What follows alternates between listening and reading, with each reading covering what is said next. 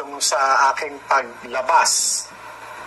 Dumating ako dun sa point, magmula nung makita ko at masabihan ako dito sa tungkol dito sa inilabas ni Maharlika.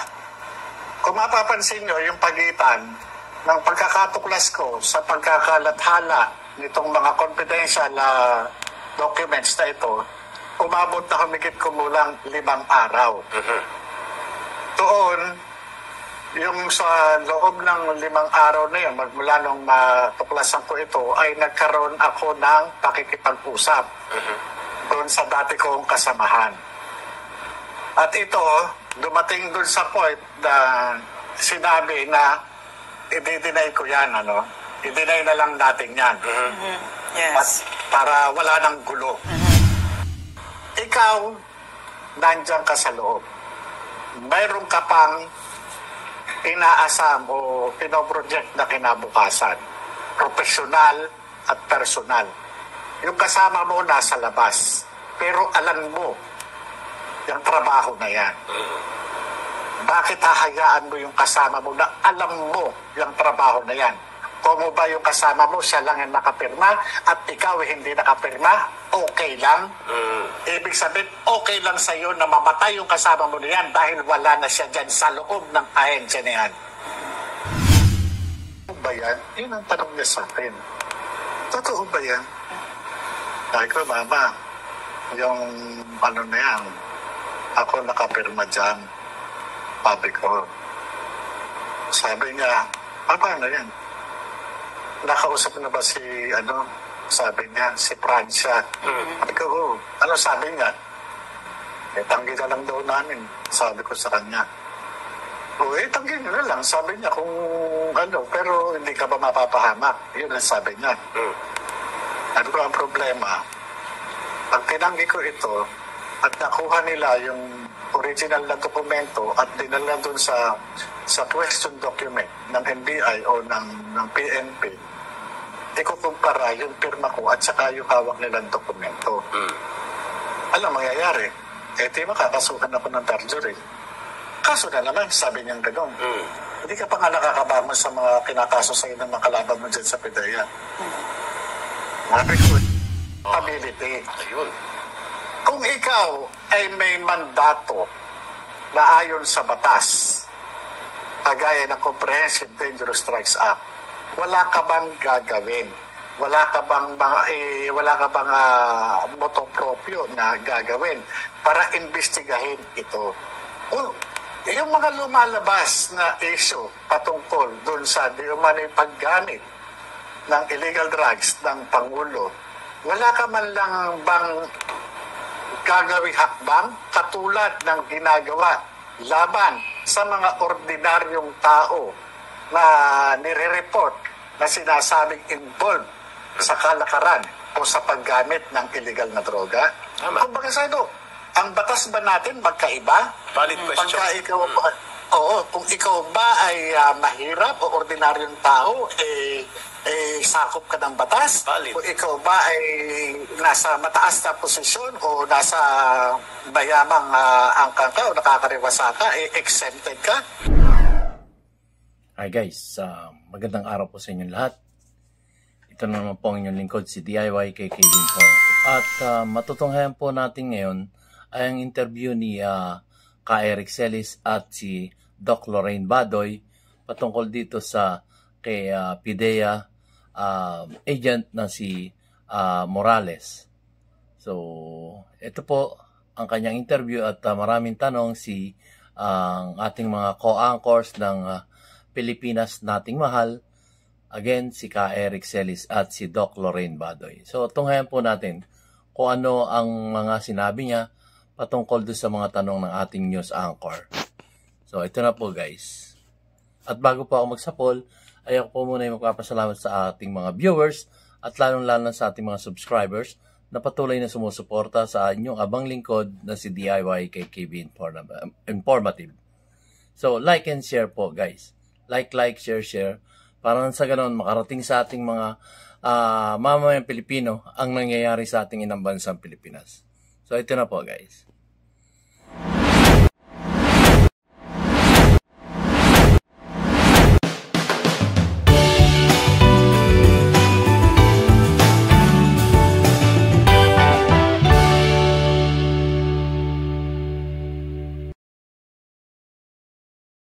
Pinas nating mahal. Morning, sir. Magandang umaga po sa inyo, Doktora at Ka-Eric. Yes, sir. Maraming salamat. Mabuhay po kayo. At kinikilala ng sambayan ng Pilipino ang inyong katapangan na manindigan para sa katotohanan at para sa interes ng mamamayang Pilipino, hindi sa kung ano pa man. Sir, were you able to initially reveal the important components of your testimony kahapon, or may mga dapat pang marinig at gusto mong iparinig ngayon sa mamamayang Pilipino ang gusto mong ipaabot na mensahe why you are putting on the line your life, your comfort, your safety, and your family sa ganitong kabigat na revelation? Makikinig ang sambayan ng Pilipino, Sir Jonathan Morales. Una-una po, no, yung pagkaka-release nung mga dokumento, hindi ko naman po kagustuhan yun, at bigla lang itong na post sa social media. Ang unang tanong ko ron, bakit? Pati ako nadamay. Hindi ko po kagustuhan itong mga nangyayari na to. Kaya lang, dumating yung pagkakataon na kinakailangan ko magpasya at magsabi ng totoo dahil ako din ang naiipit. Dahil ito nga, itinatanggi ng pamunuan ng PDEA. Pero sa katotohanan naman, talaga naman itong nag-i-exist. Unang-una, ito talagang binanggit na ng Pangulong Duterte. Ako, naiintindihan ko yung mga dati kong kasamahan kung saan sila nanggagaling dahil mamimili talaga sila kung ako o yung si General Lasso. Sa akin, ano ba ang mapapala nila? Wala silang mapapala sa akin. Kaya General Lasso, kung pipiliin nila, mananatili sila sa trabaho nila. At maaari na makakaroon pa ng kung ano bang benepisyo na maaari na nilang matamo. Dahil nangyari na po sa akin yan, sa pagsasabi ko ng katotohanan, ang ginawa po sa akin ay natanggal po ako sa trabaho. Yes. At yun naman, yung pagsasabi ko ng katotohanan, hindi lamang po ako yun. 3 po kaming ahente. Ang nangyari po nung mga panahon na yun, yung 2 ahente ay talagang naagapan ng agency at hindi na umano sa akin, dahil talagang nakita nila na gaano ka-delikado yung gagawin talagang pagbubulgar. Pero yun, pinanumpaan po yun sa harap ng isang abogado na si Director Hil Pabilona, na director noon ng Legal and Prosecution Service. Kaya nang binanggit ko nga po sa hearing na yung hawak ko na joint affidavit na nirereklamo namin, yung irregularities doon sa PDEA ay pinanumpaan po doon sa director na nandun sa likod ko kahapon sa Senado. Ngayon po, doon po sa kung ano po ang mangyayari o susunod na magaganap, hindi ko po alam. Ako po ay nagbabase lamang sa mga sa takbo ng investigasyon na itatanong, at kung meron man na dapat pa na katotohanan o panindigan, ay yun po ay ganun pa rin, gaya po nung una kong testimonya, paninindigan ko pa rin po. Yes, sir. Sorry, palawap ko lang, ma'am. Briefly, ma'am, please. You scored points today. Ngayong umaga, nakapanayan namin si Senator Bato de la Rosa. He believes na ang dokumento ay authentic na ginawa mo with your direct live testimony and positive assertion na yung dokumento na yan ay sa akin. Among other physical evidence examination na ginawa niya bilang isang police din na Batikan kagaya ninyo bago kayo mag-PDEA investigator. Ngayon, malinaw ang gustong malaman ng taong bayan mula sa inyo. What made you come out? Aside sa sinabi mo na naguguluhan ka sa pang-iskandalosong revelations ng isang vlogger doon kahapon sa iyong revelation, do you believe that it is time for the people, the Filipino people, the nation, to realize na napakadelikado kung hindi maibunyag ang involvement ni Pangulong Bongbong Marcos Jr. sa drug abuse that you were knowledgeable directly when you were still with PDEA, at ngayon napagtakpan nito sa loob ng mahigit 10 taon at naging bunga nito na elect siya bilang presidente. Are you on that line of moral recovery and Pwede bang pwedeng padagdag ha, sir? Kasi sa experience ko, under this administration, yung mga dating mataas ang respeto ko, nakita ko mas tahimik pa sa bato. Mas tahimik pa at saka duwag na duwag sila ngayon. Yes. Nawalan ako ng respeto sa maraming tao. Narinig ko na nababayaran sila para tumahimik at wag na magsabi ng katotohanan. At marami pa ngayon, no, na ginagamit yung salitang red tagging na dati alam nila hindi totoo, etc., para lang may pwesto, para lang may pera, etc. Diba? So, sir, pero ikaw, pwede din naman kasing tumahimik ka eh. Pwede naman yun eh. Diba? I mean, yung sinasabi ni Eric, no, na, at saka yung nakita namin sa hearing, no? Kahapon. Napakaliwanag, no? Yeah. Besides your courage, no? Napakaliwanag kung sino ang paniniwalaan namin, yung kredibilidad. Na napakaliwanag din ng pagsisinungaling ni D.G. Lasso, who is a personal friend of ours. So, ang tinatanong namin dito, yes, gaano kahalaga dito sa iyo? Bakit mo pinipili ang landas na ito? At in-identify mo ang pananagutan ng Pangulong ito, yes, mula noon hanggang ngayon, ito ba'y para i-recover ang dangal at integridad ng opisina ng Pangulo at isalba ang bayan? Ganon po ba ang direksyon ng inyong pagtataya ng inyong dangal at buhay? Ganito po yun. Doon po doon sa tanong ninyo, no, bakit yung iba na mas piniling tumahimik na lamang kaysa kaysa ipaglaban yung issue o makailan dito sa issue na ito. Hindi po natin sila masisisi.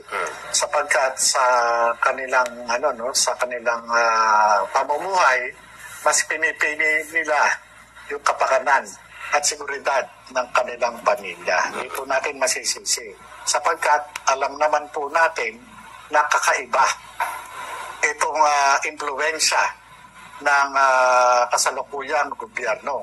Kapag ikaw ay sumalangsang o talagang nangyari nga po dyan sa inyong istasyon, yeah, kahit na ang sinasabi walang sapat na basihan, nagkaroon ng agarang pagpapasya para magkaroon ng ng indefinite suspension. Pero yun yung doon sa parte na yun, nasasabi ko lang dahil nga isa ito doon sa mga isang nakikitang halimbawa. Ngayon dito sa ito yung sa aking paglabas. Komentohan po natin. Okay guys, komentohan po natin bahagya yan. Kasi yung paglabas niya nga dito sa isyong ito, kasi siya ang nakapirma dito eh. At sinabi niya totoo. At nag-aagam-agam siya, bakit lumabas ito? So ito, unang natunghayan natin sa paglalabas ng ebidensya ni Ms. Maharlika. Nilabas niya itong bagay na to. So, siya ang naiipit dito. Kasi, kumbaga, kung hindi lumabas to, walang problema. Kasi hindi nga siya hindi nga siya naghahangad na, kumbaga, kumalaban sa gobyernong ito. Diba? Lumabas to. So, ibig sabihin, siya yung nakapirma, inamin niya siya nakapirma kasi nga, maraming pangyayari na pag i-deny niya ito at nalaman na totoong siya yung nakapirma dito, magkakaroon pa siya ng magkakaroon pa siya ng kaso dito, ng perjury. Kasi siya nakapirma, tapos gumawa siya ng dokumento na yon na pag napatunayan, hindi naman totoo yung mga dokumento na yon, siya yung pwedeng akusahan dito. So, naiipit siya dito, guys. Dito sa pangyayaring ito. Kaya, nakakaawa po itong sa ating si Mr. Morales na to. Kaya, nakakalungkot. Kasi, alam naman natin, pagka kumalaban ka sa gobyernong ito, ibig sabihin, kasi mga nakaraan yung mga nabalitaan natin kay DG Bantag, sumunod pa yan si Congressman Tevez. At sino pa yung mga nabalitaan natin na talaga namang ang kanilang mga profesyon ay talagang nawalan ng saysay. Di ba? So, sino pa ba ang sumunod doon? Meron pa mga sumunod doon na nasira ang kanilang mga profesyon, nasira ang kanilang mga buhay. So, ito, ang nangyari dito sa ating gumawa ng dokumento patungkol dito sa pre-ops na tinatawag na ang involved dating senador at di umano ngayon isa sa mataas na posisyon dito sa ating bansang Pilipinas. So, nakakalungkot po na sunod-sunod ang SMNI. Ayun, ganun din. Ano pa ba? Marami pang si Pastor Apollo Sikibuloy sa SMNI din, connected. Ngayon, sila may mga profesyon sa kanilang buhay at ito ngayon, namumblema ang bawat isa sa kanila. So ituloy po natin. Nakomentohan lang ko lang po ng bahagya. Ito po. Dito sa, yung sa aking paglabas, dumating ako dun sa point, magmula nung makita ko at masabihan ako, dito sa, tungkol dito sa inilabas ni Maharlika.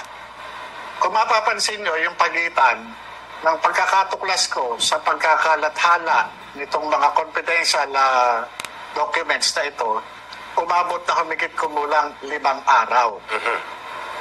Doon, yung sa loob ng 5 araw na yun, magmula nung matuklasan ko ito, ay nagkaroon ako ng pakikipag-usap doon sa dati kong kasamahan. At ito, dumating doon sa point na sinabi na i-deny ko yan, i-deny na lang natin yan. Yes. At para wala nang gulo. Ngayon, doon sa pag-deny na yon, para wala nang gulo, ako bilang nasa labas at sila nasa loob. Ganun na lang ba kadali na ang isang accountability o isang pananagutan, basta na lamang nilang itatanggi, makaligtas lamang. Hindi man lang ba nila iniisip ang magiging kapahamakan ng taong naging parte ng trabaho na yan. Tignan ninyo, ikaw, nandiyan ka sa loob. Mayroon ka pang inaasam o pinoproject na kinabukasan. Profesional at personal. Yung kasama mo nasa labas. Pero alam mo yung trabaho na yan. Bakit hahayaan mo yung kasama mo na alam mo yung trabaho na yan? Kung ba yung kasama mo, siya lang ang nakapirma at ikaw hindi nakapirma, okay lang. Ibig sabihin, okay lang sa'yo na mamatay yung kasama mo na yan dahil wala na siya dyan sa loob ng ahensya na yan. Yan yung isa dun sa Kaya dumating sa akin sa punto na magpasya at sabihin ang totoo sa aking may bahay. Ang aking may bahay, mula umpisa ng aking panunungkulan sa gobyerno, hindi po siya nakikialam sa aking trabaho. Siya, kahit may dumarating yung mga kasama ko na yan sa trabaho, dito sa bahay, tinatanggap po sila ng tao ng aking may bahay. Pinakikiharapan po sila, talagang pinakikisamahan. Pero, kailanman hindi siya nakikialam sa usapang trabaho. Dumating po dun sa point na sinabi ko, Mama, may problema ako. Merong presenta ito, panoorin natin kasi nagkausap kami sa telepono ng kasama ko. Binanggit ko sa kanya yung pangalan. Pinakita ko sa kanya yung message. Pinakita ko sa kanya yung pinanood namin. Ang unang reaksyon ng may bahay ko, kotse mo yun, di ba? Kasi binanggit yung unang controlling letter ng kotse ko. Yes, tama. Sabi niya, paano yan? Sabi niya gano'n. Totoo ba yan? Yun ang tanong niya sa akin. Totoo ba yan? Sabi ko, Mama, yung na yan, ako nakapirma dyan. Sabi ko. Sabi niya, paano yan? Nakausap na ba sabi niya, si Francia. Sabi ko, ano sabi niya? Tanggi na lang daw namin, sabi ko sa kanya.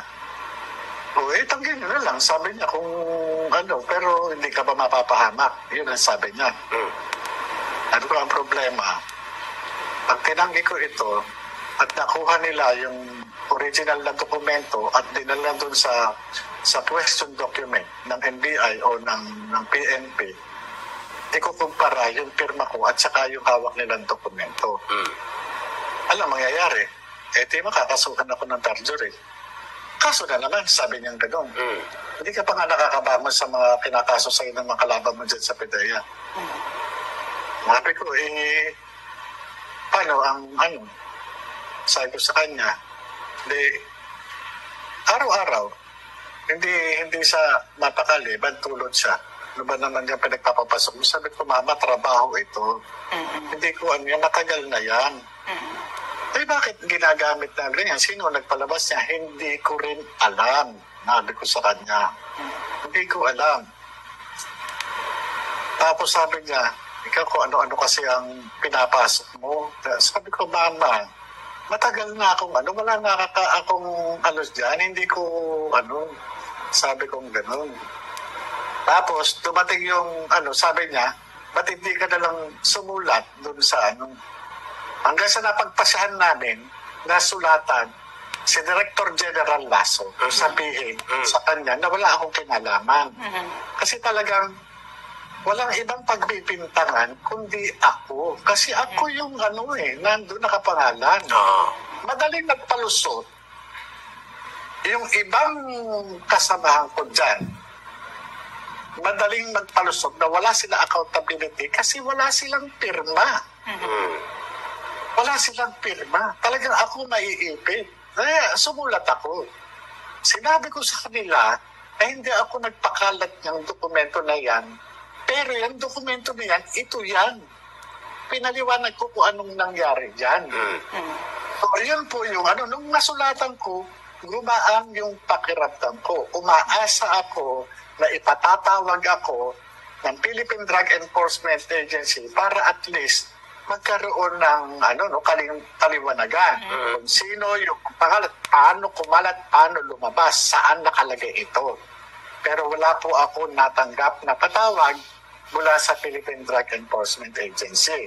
Tinapiparnis ko po ang Office of the President dahil sila po yung nasa ilalim po nila, yung Philippine Drug Enforcement Agency. Pwede po nilang utusan ang kahit naman sino ahensya para magsagawa ng investigasyon patungkol po dyan sa mga dokumento na yan. Pero wala din po akong hanggang sa nagpasya po ako na sulatan din ang Blue Ribbon Committee at saka yung Public Order and Safety and Security. Kasi nga doon po sa mga dokumento na post ni Maharlika, ang isa doon sa mga nakakatakot doon ay yung information o yung classified information na nilalaman ng dokumento na yon na nag-circulate sa social media. Ngayon, nagtataka lamang ako dito kay Director General Lasso. Sa halip na i-address niya ng tama ay yung problema sa pagkalat ng dokumento at doon sa mga tao na naandun. Ang ginawa niya, nagbistula siyang abogado nung personalidad na naandun sa dokumento na subject ng dokumento na yon. Kaya nagtataka ako sa kanya, bakit ganon? Parang kakaiba yung mandato doon sa kanyang ginagawa. Kasi ang kanya naging reaksyon, dinismiss niya na ang dokumento peke. At parang ikaw pa ang inoperate at inatake. At kaya ka napilitan magsalita na ang laman ng pre-operation report, which tinutumbok ang mga personalidad such as Maricel Soriano, Bongbong Marcos Jr. or Bungit doon sa mga report na ito, ay totoong naganap at dapat tiningnan ng PDEA kung bakit nagkaroon ng leakage, hindi nung hinabol ka. Tama po ba? Kaya ka sumulat upang sana ay maituwid na ito ay hindi nanggaling sa iyo. Dalawang bagay po ito. Yung ko na gusto kong mapanagot, yung may nasa likod ng pagkakalabas niya. Pangalawa, dahil lumabas na nga po yung mga dokumento na yan bilang alagad ng batas at ngayon isang NGO na na anti-drugs advocate. Gusto ko magkaroon ng pananagutan, ng accountability. Ayun. Kung ikaw ay may mandato na ayon sa batas, kagaya ng Comprehensive Dangerous Drugs Act, wala ka bang gagawin? Wala ka bang motopropyo na gagawin para imbestigahin ito? Yung mga lumalabas na issue patungkol doon sa di umano'y paggamit ng illegal drugs ng Pangulo, wala ka man lang bang gagawing hakbang katulad ng ginagawa laban sa mga ordinaryong tao na nire-report na sinasabing involved sa kalakaran o sa paggamit ng illegal na droga? Tama. Kumbaga sa ang batas ba natin magkaiba? Valid question. Kung ikaw ba ay mahirap o ordinaryong tao, sakop ka ng batas? Valid. Kung ikaw ba ay nasa mataas na posisyon o nasa bayamang angkan ka o nakakariwasa ka, exempted ka? Ilang beses kung binabasa ang probisyon ng Republic Act 9165, ito ay ginawa, in-address para sa kahit na sinong tao na lumalabag sa batas na gumagamit o nagbebenta o nasa negosyo ng illegal na droga. Klaro. Wala naman pong lahat po yan sakop. Naka-address po yan sa any person. Nakalagay po yan. Yun lang po yung sa akin. Sana ginagawa ng tama yung trabaho. Ngayon po, sa kasalukuyan, tatapatin ko kayo at ngayon ko lang babanggitin sa inyo bago ang June 7. Sinisikap ko pong makontak. Binabalikan ko yung mga tao na po pwedeng maging daan upang mapalutang ko yung confidential informant sa Senado. Ayun. Klaro. Binabalikan ko yung mga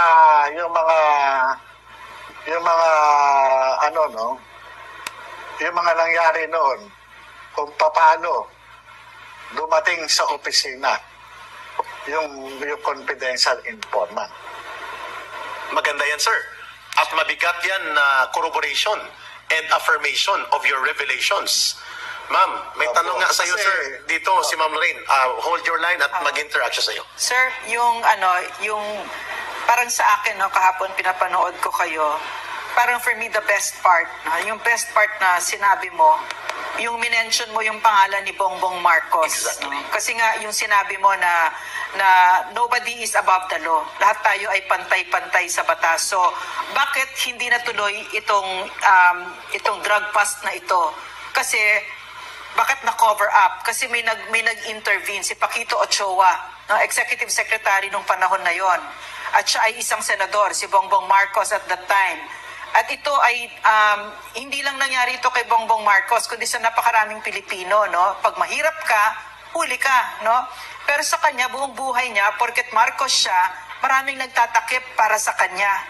So para sa akin, nung pinanood ko kayo, moral victory yon para sa Pilipino na nasabi ang pangalan niya, na may isang ordinaryong Pilipino katulad mo, ang nagtanggal at hindi na sumali dyan sa ginagawa nila Lasso na binibigyan na naman ng takip at pinoprotektahan na naman ng isang makapangyarihan para above the law na naman siya. Hindi na naman siya kasama sa batas. Hindi siya, at lahat sila dyan kung umasta Ganyan ang Pilipinas. Kung umasta ang mga mayayaman at may kapangyarihan, they are above the law. No? So, siguro lang sir, gusto ko nang express yung pasasalamat ko kasi itong 2 taon na ito, naramdaman namin personally yung bigat ng kamay ng Pangulo na ito, ng administrasyon na ito, na kapag ikaw ordinaryong mamamayan, bababuyin ka ng mga ito. Walang hindi sa kanila mahalaga ang batas. Dahil sila ay nasa kapangyarihan, ang message na binigay sa Pilipino, kahit yung batas na yan, kami ang pwedeng gumawa ng kahit na ano. So, maraming salamat sir kasi isang ordinaryong mamamayan na sa aking paniniwala, yan ang sentro ng demokrasya at ng kapangyarihan ng ating republika, ang ordinaryong mamamayan. So binigyan mo ng leksyon itong mga abusado na ito na nasa gobyerno na kung sino ang totoong may kapangyarihan. Your reaction to that, sir? Bilang ngayon ikaw ay isang pambansang whistleblower and crusader sa pag-aayos ng gobyerno natin. Go ahead, sir. Alam niyo po, hindi ko naman po hangad na pagurian ako ng kung ano pa man po. Ito pong yung declaration ko sa Senate investigation, ito po yung pagsasabi lamang po ng aking mga personal na kaalaman Yes. na nai-reduce ko doon sa declaration ng confidential informant. Mula doon sa kanyang personal na kaalaman, nagkaroon po ako ng first-hand information based doon sa kanyang mga ipinakikitang mga litrato at pag-identify sa ba ito at sa pag-describe niya sa kung ano yung mga ginagawa. Doon sa ano ito ginagawa, ano itong ginagawa nito. Kahit na nakikita mo na sumisinghot yan, at kahit nakikita mo na yan ay kulay puti na sinisinghot, pinadidescribe ko po sa kanya kung ano yung ginagawa at kung ano yung sinisinghot. Yun po yung sa akin. Yung po, yung pinanumpaan ko po sa laysay o yung testimonya sa Senado, base lamang po sa mga deklarasyon ng confidential informant. Ngayon, gaya po ng sinisikap ko po na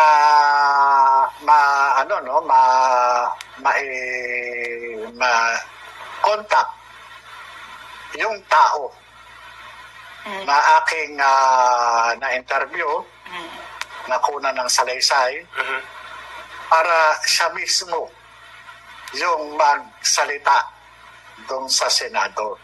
Para once and for all, nakita ng taong bayan Na hindi ka nagsisinungaling. kung ano itong sa akin naman wala namang ang sa akin lang trabaho lang. Yeah. Dahil kung itong report na ito hindi nag-exist, walang i-report o walang ikukwento si Pangulong Duterte sa taong bayan during ng rally ng Maisog doon sa Tagum City. Klaro. Yun. Walang sasabihin ang aking division chief na i-deny na lang natin, i-deny na lang. Ako, itatanggi ko yan, i-deny ko, walang ganyan. Walang ganyan. I-deny na lang. Para walang gulo.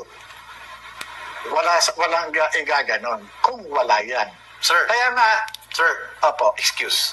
Sa tingin po ninyo with your knowledge of network of information, buhay pa ba ang actual confidential informant na na-interview mo at nagawan ng deposition as basis for the request of pre-operation report targeting supposedly Senator Marcos then and now President Marcos and other personalities? Buhay pa po ba? At kaya pang abutin itong confidential informant? sana po. Sana po. Ayun. Narinig So, niyo sir, na kababayan. Yung kahapon, another thing parang very embarrassing for me to watch, At saka also nice to watch, yung kayo, parang alam na alam ninyo yung trabaho. Alam na alam ninyo, bawat galaw, tsaka trabaho lang, sinasabi mo parati. Gustong-gusto ko yun kasi yun yung parang motto namin noon kay President Duterte nung kami nagtatrabaho, Lagi kaming, trabaho lang tayo. Trabaho lang tayo. Kahit ano iba to, basta trabaho lang tayo. Pero kahapon, pinapakinggan ko si DG Lazo, Sakit niya pakinggan kasi parang hindi niya alam yung trabaho niya.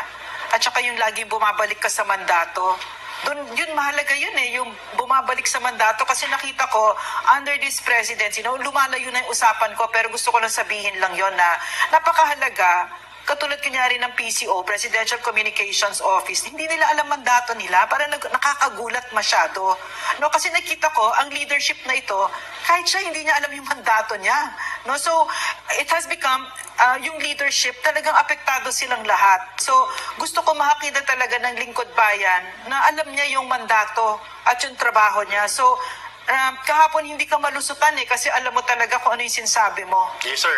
At dudugtungan ko binabanggit ni Ma'am Lorraine, sir, binigyan ng pagkakataon ang PDEA na i-demolish ka.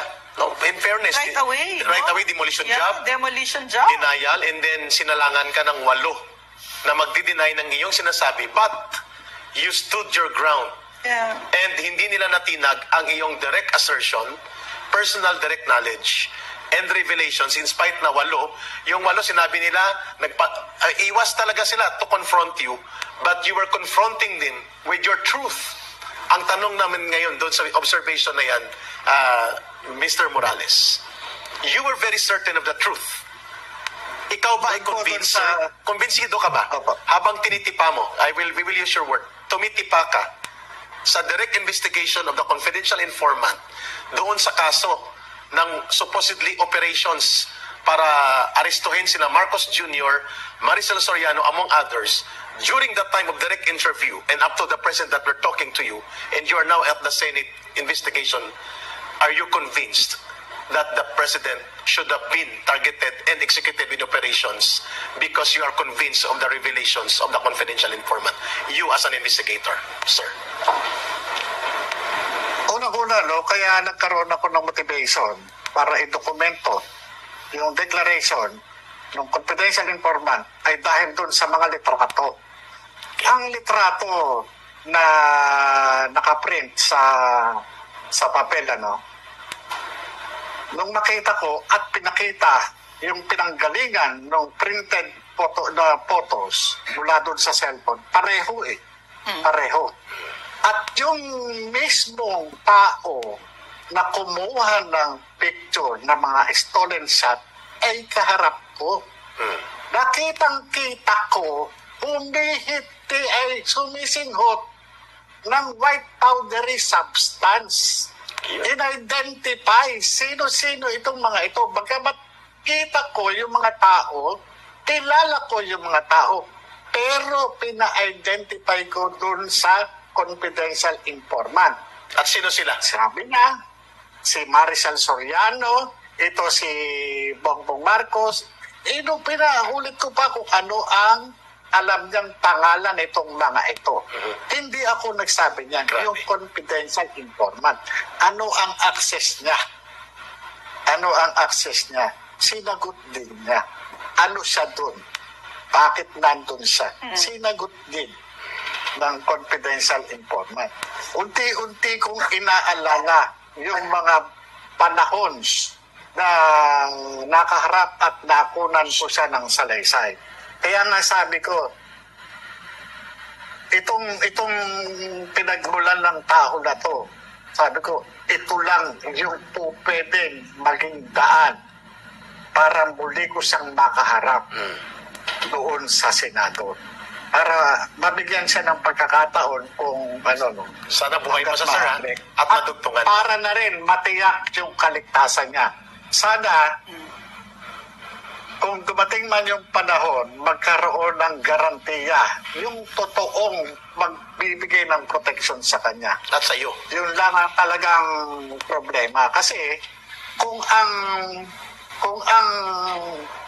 subject ng usapin na ito ay yung mismong nanunungkulan, pangunahing nanunungkulan dito sa bansa, paano tayo na kakatiyak ng kaligtasan? Exactly. The point. Hindi kaya tayo biglang atakehin sa puso? O hindi kaya maging abo na lang tayo? Oh, wag sana. O hindi kaya, no? Kaya nga, sabi ko wala naman akong ibang tao na ganito, no? So, yun po, yun yung doon lang po. Why are you not offered, sir?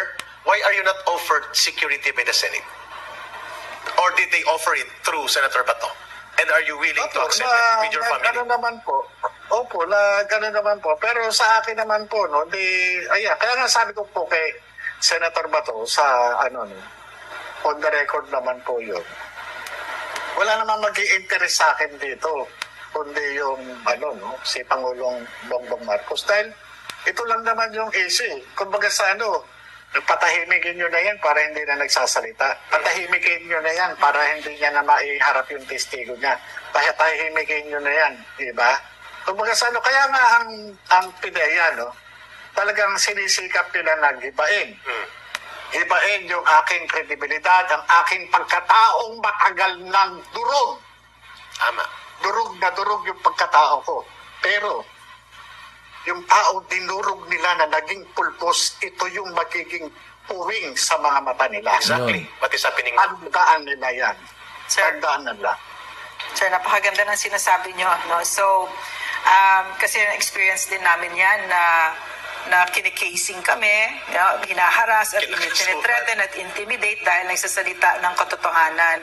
Kasi paulit-ulit sinasabi mo kahapon doon sa mga kasama nyo, kahit kay DJ Lasso, hindi ko kayo masisisi. Yeah. Pero it was elegant para sa akin kasi kino-call out nyo yung pagsisinungaling nila. Pero kasi yung sinasabi ninyo na hindi masisisi, sa akin, no, pang paniniwala ako kasi masisisi sila. Dapat silang sisihin. Kasi tao tayo, lahat tayo dito ay sumusugal, lahat tayo dito ay gumagawa ng desisyon.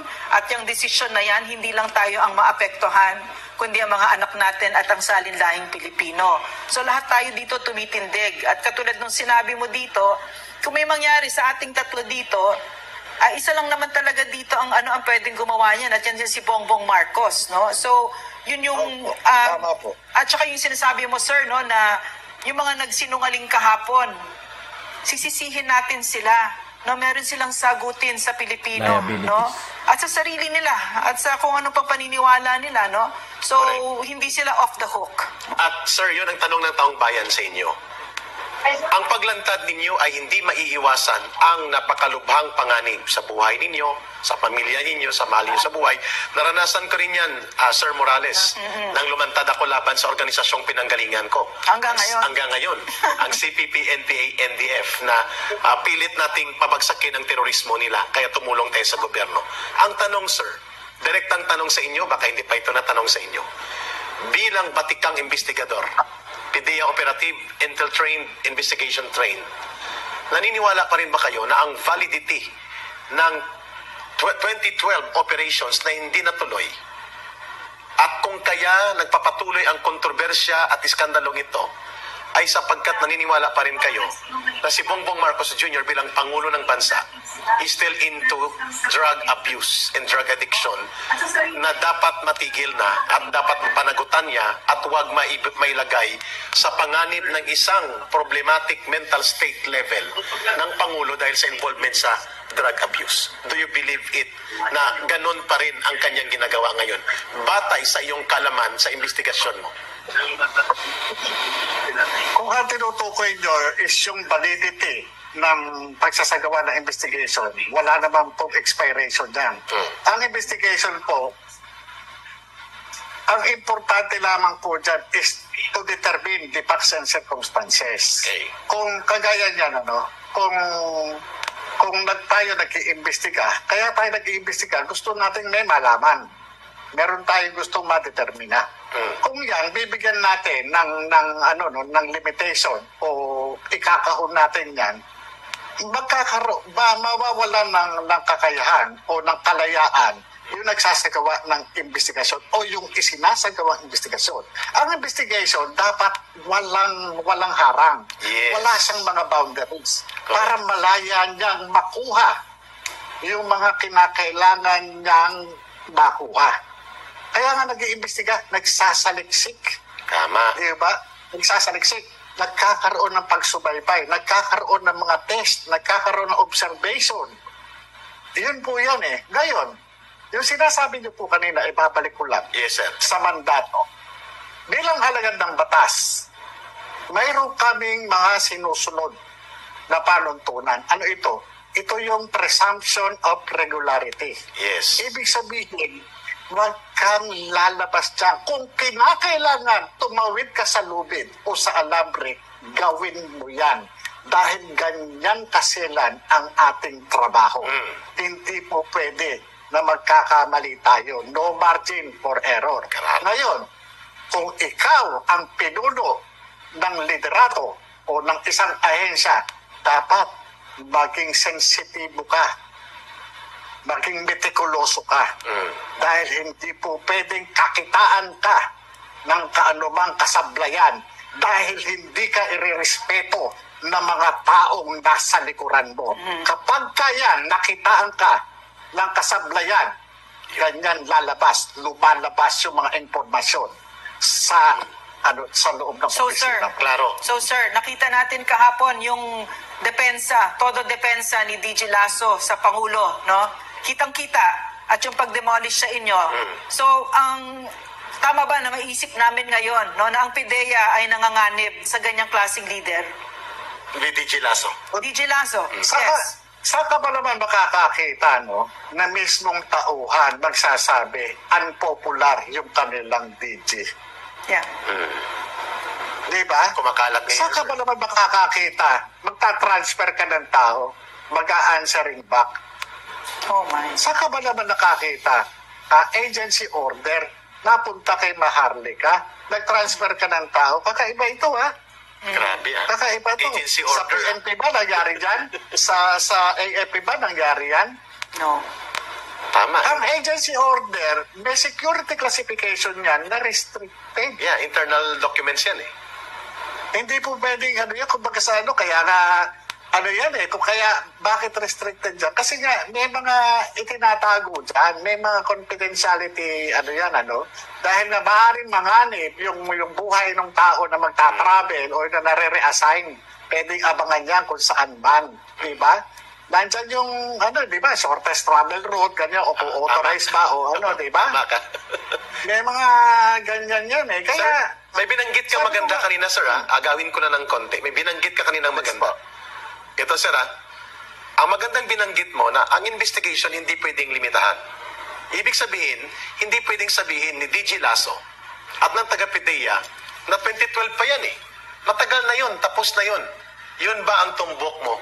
That the investigation on the involvement of the President now and in his involvement 10 years ago in 2012 should not be limited if we are to ferret out the truth and to bring accountability to a very high office like the office of the President. Hindi mo pwedeng sabihin 2012 pa yun. Bakit mo pa kakalkalin? Is that how you would like the PDEA leadership and among others in the investigation involving the President should go their way to investigate? Tama po ba? alam nyo, kaya ka nga mag-iimbestiga para makuha mo yung katotohanan Kaya lahat sa investigation may mga proseso may mga trade craft diyan, may mga elicitation na kinakandak, may mga observation, kaya nga lahat ng proseso gagawin mo hindi ba? Meron ka pang mga iba't iba gusto mo kasi ma-determine kung bibigyan mo yan, kung haharangan mo, isusuppress mo yung lalagyan mo ng boundary, walang ma-achieve yan. Paano kung di ba?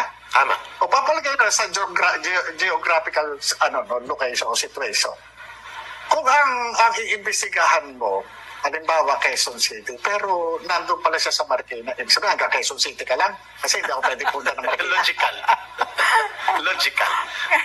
Tama yung Sir, tumbok mo. pero paano yun? Paano yun na ang nakita natin, napakaliwanag kahapon, no? Ang PDEA, yung head ng agency mismo, ayaw mag-investigate. ang pumoprotekta sa isang pangulo na napakalakas ng ugong-ugong na ay isang drug addict, bangag. Paano yun? Yeah. How would you like to proceed? Alam nyo sa totoo lang, sinasabi niya, sinungaling ako. Yes. Di ba?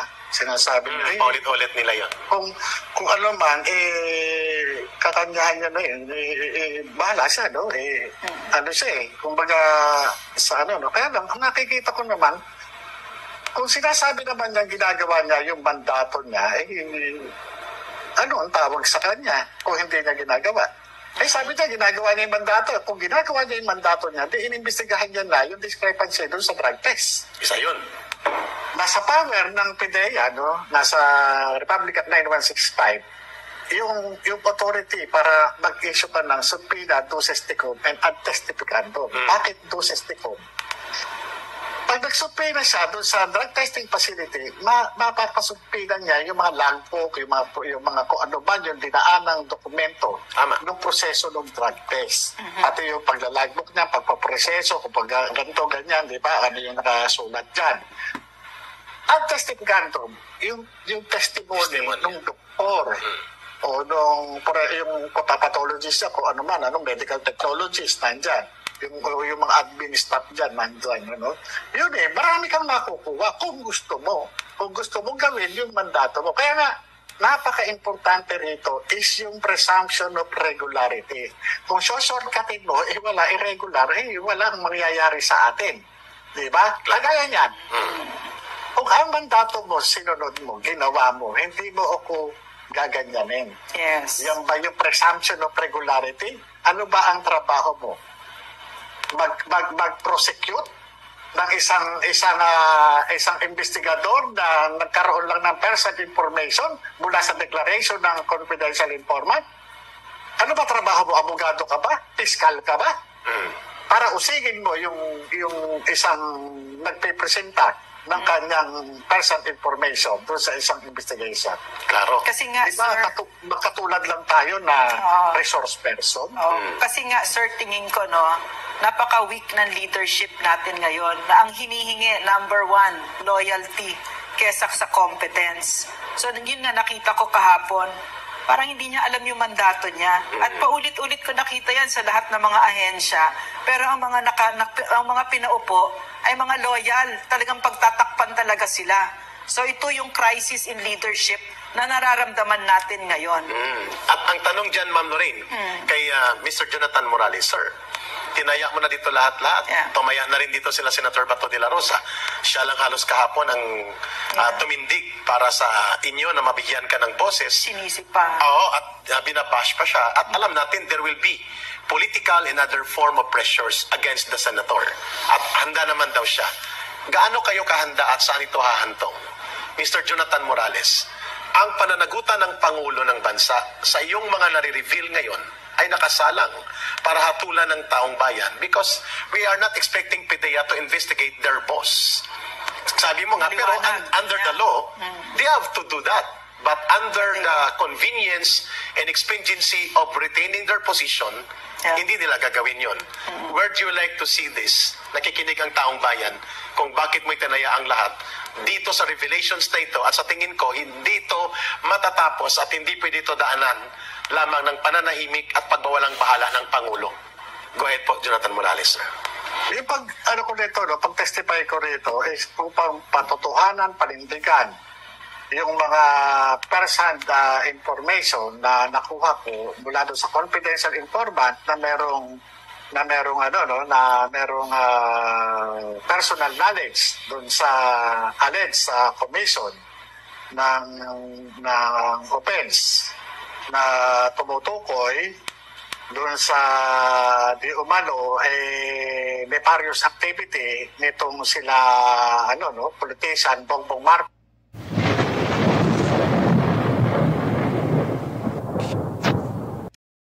So guys, yun. Marami tayong natutunan kay Mr. Jonathan Morales. Yung isang dating PDEA agent. At sa pamamagitan ng pag-interview ni Miss Lorraine Badoy at si Ka Eric Celis. Maraming salamat po sa inyong dalawa sa pag-interview ng ating dating PDEA agent. So yun guys, marami tayong natutunan kay Mr. Morales. At yung mga hindi natin nalalaman natin sa kanya. So, hanggang dito lamang po guys. At maraming salamat po sa inyong panonood ng aking mumunting YouTube channel. At laging sinasabi ni DIY KKB Informative, mayroong simula at may katapusan. Ano man po ang ranggo ang ating nakamit dito sa ibabaw ng mundo ay wala po itong kabuluhan. Ang tanging may kabuluhan ay ang ating mga nagagawang kabutihan sa ating kapwa-tao dito sa ibabaw ng mundong ating ginagalawan. Dahil tayo po'y isinila ng hubad at lilipos po tayong hubad sa mundong ibabaw. Maraming salamat po sa inyong panonood ng aking mumunting video. See you on my next vlog guys.